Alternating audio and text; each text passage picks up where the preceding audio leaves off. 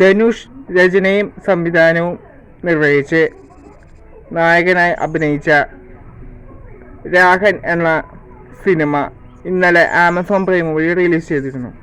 പടം ഇന്നലെ രാത്രിയാണ് കണ്ടു തീർത്തത്. അപ്പോൾ പടത്തെക്കുറിച്ച് എൻ്റെ വ്യക്തിപരമായ അഭിപ്രായം നിങ്ങളുമായി ഷെയർ ചെയ്യാം. അതിനു മുമ്പ് എൻ്റെ ചാനൽ ആദ്യമായിട്ട് കാണുന്നവരുണ്ടെങ്കിൽ ഒന്ന് സബ്സ്ക്രൈബ് ചെയ്ത് പരിഗണിക്കുക. അപ്പോൾ വൈകാതെ തന്നെ വീഡിയോയിലേക്ക് കിടക്കാം. ഈ സിനിമ ഞാൻ തമിഴിൽ എഴുതിയതുപോലെ പറയുന്നു, ഇതൊരു വേറെ ലെവൽ സിനിമ തന്നെയാണ്. സിനിമയുടെ തുടക്കം തമിഴ് സിനിമകളിൽ നിന്നും സ്ഥിരമായി കണ്ടുവരുന്ന നായകൻ്റെ കുട്ടിക്കാലത്തിൽ നിന്ന് തുടർന്നാണ്. അതൊരു 12 മിനിറ്റ് ബ്ലാക്ക് ആൻഡ് വൈറ്റ് രൂപത്തിലാണ് കാണിച്ചിരിക്കുന്നത്. അത് അത്യാവശ്യം നന്നായിട്ടുണ്ട്. സിനിമയുടെ കഥ എങ്ങനെയാണ് പോകുന്നത് എന്ന് കാണിച്ചു തരുന്ന ഒരു സീനുകളായിരുന്നു ആ 12 മിനിറ്റ്. നന്നായിട്ടുണ്ടെന്ന് പറയാം.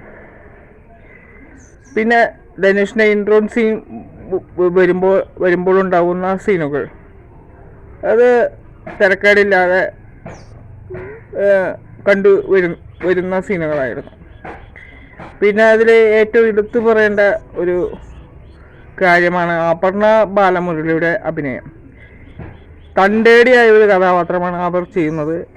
അത് ഗംഭീരം തന്നെയെന്ന് പറയാം.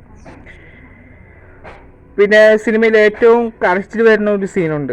മക്കളെ പോലെ സ്നേഹിച്ച കൂടപ്പിറപ്പുകൾ പിന്നീട് ചതിയന്മാരാണെന്നറിയുമ്പോൾ ആ ഏട്ടൻ്റെ മുഖത്ത് വരുന്ന ആ സങ്കടഭാവം, അത് കാണുമ്പോൾ തന്നെ നമുക്ക് തന്നെ ഒരു സങ്കടം വരും. അത് നാച്ചുറലായി അവതരിപ്പിച്ചിട്ടുണ്ട്.